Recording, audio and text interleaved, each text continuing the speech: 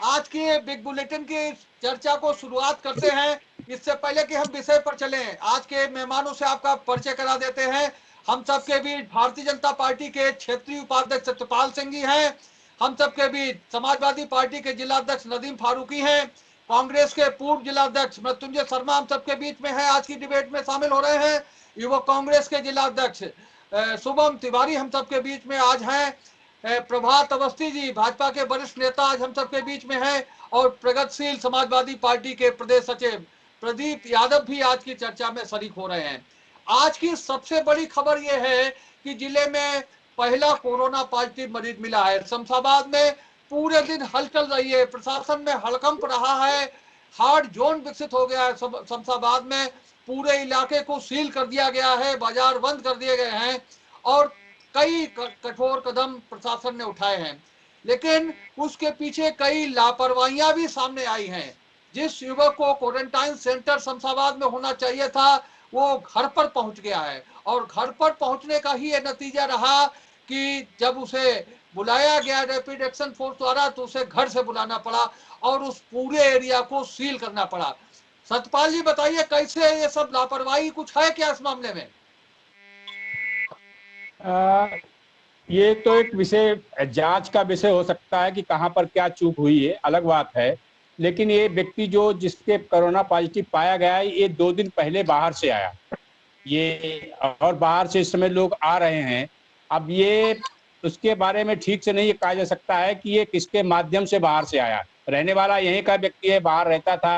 अब 2 दिन पहले आया है, किस साधन से आया है ये ठीक से नहीं, कोई कह रहा टेम्पो से आया है, कोई कह रहा ट्रेन से आया है, ये मजदूरों वाले, या किससे आया है ये अभी क्लियर नहीं है।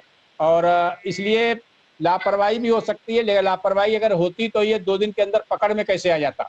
अगर वो व्यक्ति आया है तो उसकी जांच तो हुई है, रिपोर्ट तुरंत तो आ नहीं जाती तत्काल। तो इसके मतलब ये व्यक्ति जब आया है तभी ये पकड़ में आ गया और उसकी जांच में वो कोरोना पॉजिटिव पाया गया। ये बहुत सतपाल पहले जी नहीं आया। सतपाल जी, हमने खबर को कवर किया है, हम पूरी घटनाक्रम आपको बता दें।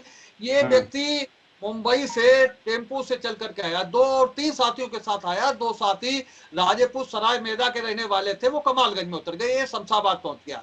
उसके बाद स्थिति ये होती है ऐसे लोगों के बारे में कि पास पड़ोस के लोग खबर कर देते हैं विभाग को कि पड़ोसी कि पड़ोस में आदमी बाहर से आया। उस पर इसे मिशन अस्पताल में जो फैसिलिटी सेंटर है, क्वारंटाइन सेंटर बनाया गया है, वहां इसे ले जाया गया, वहां इसका सैंपल लिया गया। लेकिन वहां जो 50 बेड का अस्पताल है, वो 50 बेड फुल थे और इस कारण से इसे भेज दिया गया शमशाबाद के जो क्वारंटाइन सेंटर एक स्कूल में बना है, वहां इसे भेज दिया गया। और उसके बाद में जब 2 दिन बाद जब रिपोर्ट आई है तो रिपोर्ट से ये बात सामने आई कि वो पॉजिटिव है। दूसरे, वो जो स्कूल वाला क्वारंटाइन सेंटर था शमशाबाद का, वो वहां रात में रुका नहीं, वहां से वो अपने घर पर पहुंच गया। ये पूरा घटनाक्रम है। और आज जब रैपिड एक्शन टीम पहुंची है उसको लेने के लिए, तो घर पर मौजूद था, जबकि उसे क्वारंटाइन सेंटर पर होना चाहिए था जो शमशाबाद के एक स्कूल में बना हुआ है। ये घटनाक्रम है। तो कुल मिलाकर जो क्वारंटाइन सेंटर गांव में बने हुए हैं, वहां लोग रुक नहीं रहे हैं, साधनों के अभाव हो सकते हैं, लेकिन जो जो व्यवस्थाएं की गई हैं लोग उसको मान नहीं रही है। नदीम फारूकी साहब, आप शमशाबाद के हैं, आपने सारी घटनाक्रम सुना होगा, आप बताइए ताकि इस चर्चा को आगे बढ़ाया जा सके। नहीं नहीं, जो आप चीज बता रहे हैं, आपकी जानकारी और रिपोर्ट लगभग यही है जो सामने आपके आई है। और लेकिन इसमें वास्तविकता सबसे बड़ी बात ये है कि नेग्लिजेंसी है प्रशासन की कि 300 लोग यहाँ बाहर से आए हमारे यहाँ के जो क्वारंटाइन सेंटर हैं 2-3 जगहों पर, जिसमें से कल 250 लोगों को घर भेज दिया गया है। ये सबसे बड़ी गंभीर ये है मामला कि इतना गंभीर इशू पर लापरवाही की गई और उनको घर जाने दिया गया। बहुत प्रॉपर इन लोगों की जांच नहीं हुई। अब घर किन कारणों से जाने दिया गया है वो भी कह रहे हैं, जाना पड़ेगा कि जो प्रशासनिक अमला लगा हुआ है क्वारंटाइन सेंटर्स पे, उनके अंदर उदासीनता है, निराशा है, लापरवाही है। वो व्यवस्थाएं करने में अपने आप को सक्षम नहीं महसूस कर पा रहे हैं और एक अजीब सी लापरवाही, क्योंकि मैं यहाँ लोकल का मामला है, बहुत सी जानकारियां हमको है, खाने की प्रॉपर व्यवस्था नहीं है। ये लोग चाहते हैं कि बेहतर जो प्रशासनिक अमला है वही चाहता है कि कोई यहाँ रुके ही ना। ये भी एक बात, लोग तो अपना घर भागना ही चाहते हैं और ढील इधर से भी हो रही है।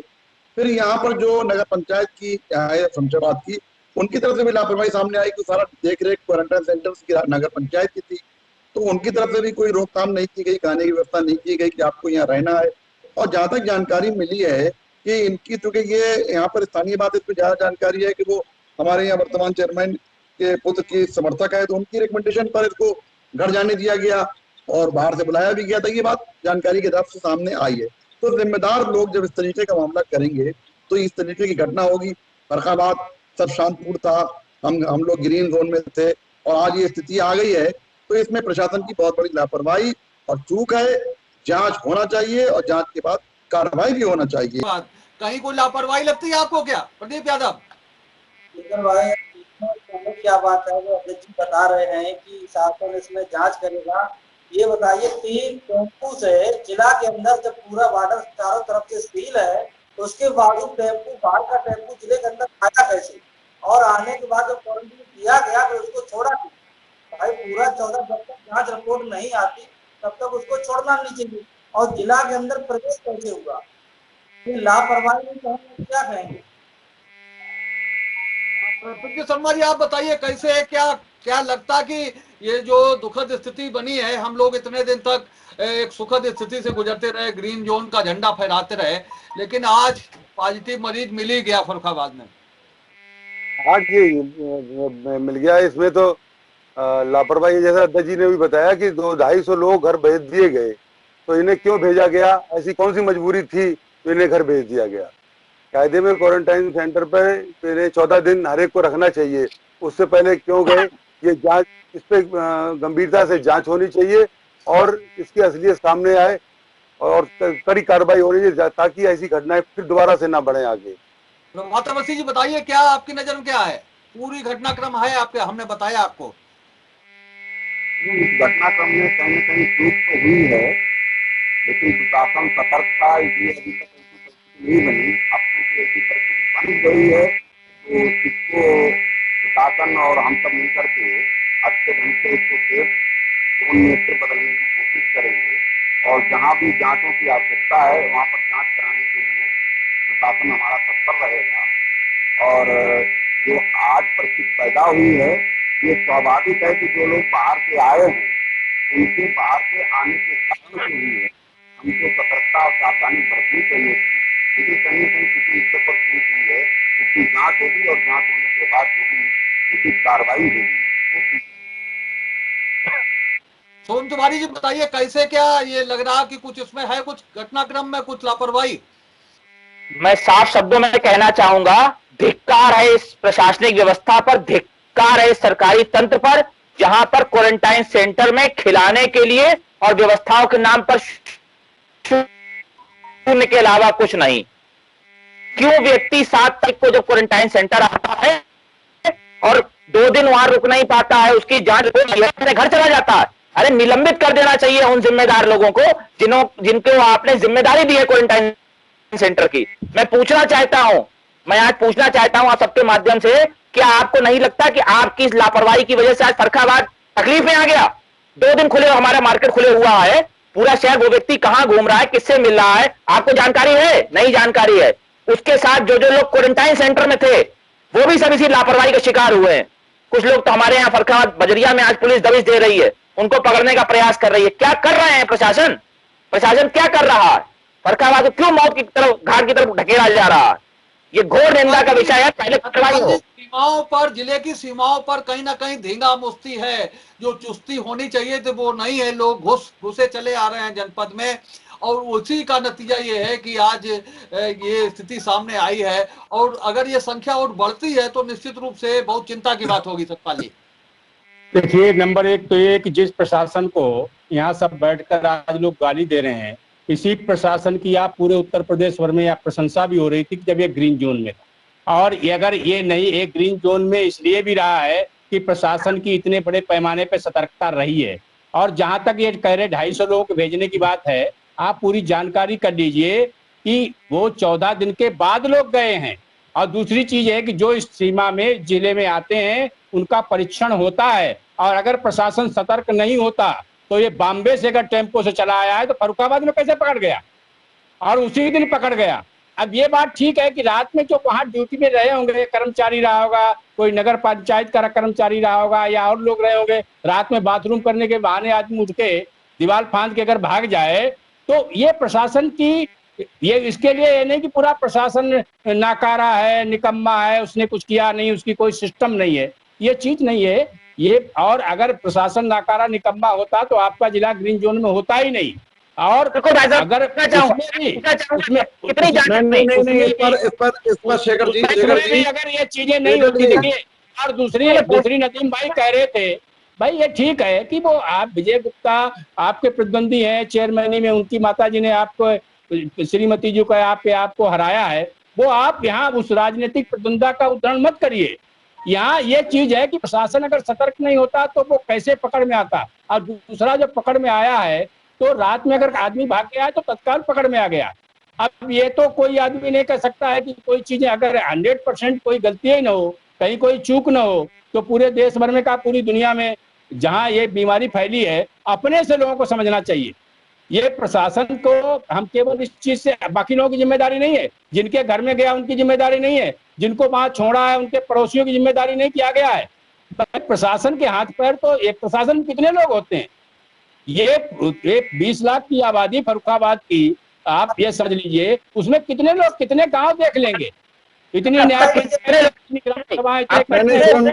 नहीं, शेखर जी बताइए क्या कहना आपका, नदीम भाई बताइए क्या जो आरोप।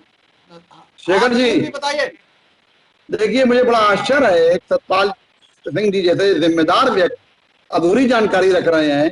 कह रहे 14 दिन पूरे हुए, 3 दिन तो 4 दिन तो क्वारंटाइन सेंटर को प्रॉपर मेंटेन हुए हैं, तो केवल 1.5 दिन ये लोग रहे हैं और 250 लोग घर भेज दिए गए। पहले आप प्रशासन की जानकारी कर लीजिए। और आप कह रहे 14 दिन उन्होंने क्वारंटाइन सेंटर में रहे। कोई हमारा यहाँ लोकल का मामला है, कोई व्यक्ति 14 दिन बाहर नहीं रहा है, केवल 1.5-2 दिन रह के 250 लोग घर पे भेजे गए। ये ऑन रिकॉर्ड बात है। एक बात ये, दूसरी बात जो है चुनावी प्रतिद्वंदा की बात नहीं है, मैं जिम्मेदार व्यक्ति की बात कर रहा हूँ कि जो जिम्मेदार कुर्सी पे बैठे लोग हैं उनकी लायबिलिटी है कि हम कहाँ रिकमेंडेशन करें। और फिर बात यह है कि पकड़ में यहाँ आ गया, पकड़ में नहीं आया। जब उसने जाकर वहां परीक्षण कराया तब रिपोर्ट पॉजिटिव आई, तब प्रशासन ने घर जाके उसको पकड़ा है। ये है वास्तविकता। और क्या ये हम तो जो स्कूलों में क्वारंटाइन सेंटर गांवों में चल रहे हैं, उनकी क्या स्थिति है? लोग कितने रुक रहे हैं? क्या क्या सुविधाएं वहां पर मुहैया है? आप गाँव से आते हैं, आपका सुदूर गाँव है आपका, तो गाँव में जो क्वारंटाइन सेंटर बनाए गए हैं वहाँ क्या क्या सुविधाएं हैं? कितने लोग रुक रहे हैं वहां पर जो आ रहे हैं बाहर से? भाई सतपाल जी से कहना चाह रहा हूँ कि यहाँ कोई राजनीति का विषय नहीं है, पूरे जनपद का ये विषय है। और ये आप ये ना समझे कि आपके ऊपर ये विषय चल रहा है, मुख्यमंत्री अकेले आपके मुख्यमंत्री नहीं है, ये 23 करोड़ जनता के मुख्यमंत्री है। और बाद में अगर किसी को आपदा जिम्मेदार आप लोग है तो आप लोग सत्ता में, शासन में है। और ये जहाँ लोग आ रहे हैं गाँव और देहातों में, आप पता कर लीजिए, सिर्फ कागजों में चल रहा है कि 14 दिन वहां लोग रुके हुए। आप वहां 1 घंटा लोग क्वारंटाइन नहीं स्कूल में रुकते हैं, सिर्फ प्रधानों की सूची में आ जाता है और आराम से विकास अधिकारी दे देते हैं कि हाँ हो गया। सिर्फ कागजों में खाना पूर्ति चल रही। अभी आप कहीं भी कल दबिश डलवा दीजिए, जांच करवा दीजिए। मैं चैनल के साथ कहते हैं, जो भी फर्रुखाबाद में करीब 15-16 हजार लोग आए, आप देख लीजिए, कहीं गांव कहीं। तो शर्मा जी, आप बताइए, आपकी नजर में है कुछ जो गांव में क्वारंटाइन सेंटर स्कूलों में चल रहे हैं, हर गांव में, वहां जो बाहर से लोग आकर के रुक रहे हैं, क्या क्या सुविधाएं हैं? लोग रुक रहे हैं कि नहीं रुक रहे हैं? हाँ, नहीं, वहाँ नहीं रुक रहे हैं। एक तो ये है कि थोड़ी लापरवाही भी है, दूसरा उनके खाने पीने और रहने की जो व्यवस्था सरकार जो ढिंढोरा पीट रही है उस तरह से नहीं की जा रही है। उससे परेशान होके जा रहे हैं और वहाँ डर रहे हैं। तो कोई कह रहा है कि हमारे मच्छर खा जाएंगे, हम कहते हैं हम अपनी इंतजाम कर सकते हैं, नहीं कर सकते हैं। कोई कह रहा है खाने की व्यवस्था नहीं होती, हम मंगा सकते हैं, नहीं मंगा सकते। तो इस तरह की खबरें तमाम आ रही हैं। वो सुविधाओं से परेशान होकर वहां से भागना भी चाह रहे हैं। और क्या कारण है? उसमें लापरवाही की जा रही है, जो भाग जाए, या तो उसकी व्यवस्था नहीं कर पा रहे इसलिए ढिलाई है, या क्या बात है? ये भाई वो शासन प्रशासन में बैठे लोग ही बता सकते हैं क्या बात है। बताइए प्रभात जी, कुछ बताइए, कैसे जो गांव आपके पास क्या खबरें आ रही हैं? जो गांव में क्वारंटाइन सेंटर बनाए गए हैं, अभी कल मजदूर आए हैं, एक खबर बता दें आपको, कल मजदूर आए हैं, वो मोहम्मदाबाद के गांव में रुकने थे और वहां वो स्कूल में ना रुक करके बाजार में घूमने लगे। लोगों ने फोटो भेजे हमारे पास और बताया कि कितनी सशंकित है पूरे लोग, पूरे क्षेत्र के लोग, कि जो मजदूर वहां क्वारंटाइन सेंटर में स्कूल में रुकने थे वे उस इलाके के बाजार में घूमने लगे, खरीदारी करने लगे। तो कहीं ना कहीं खतरा तो है ही, कुछ ना कुछ सुधार की जरूरत तो है ही प्रभात जी। कोरोना हमारे बीच में है, इसमें सारी जिम्मेदारी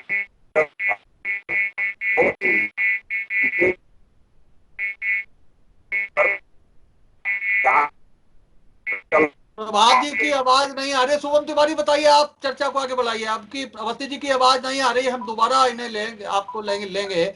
आप बताइए क्या स्थिति है कि जो क्वारंटाइन सेंटर है उनकी कोई लापरवाही, और यहाँ तो बिल्कुल मामला साफ है। उस युवक को जिसे क्वारंटाइन सेंटर में होना चाहिए था, उसके लिए एम्बुलेंस उसके दरवाजे पर खड़ी थी और स्वास्थ्य कर्मियों ने उसे उसके घर से ही तिरवा मेडिकल कॉलेज भेजा है जहां उसका इलाज होना है। तो ये इस मामले में तो लापरवाही की तमाम बातें कही जा सकती, लेकिन ये लापरवाही तो थी। वो युवक अपने घर पर मिला है, वो युवक क्वारंटाइन सेंटर पर नहीं मिला है जहां उसको मिलना चाहिए था, जो आज कोरोना पॉजिटिव मिला है। देखिए ऐसा है कि इसमें कोई दो राय नहीं है।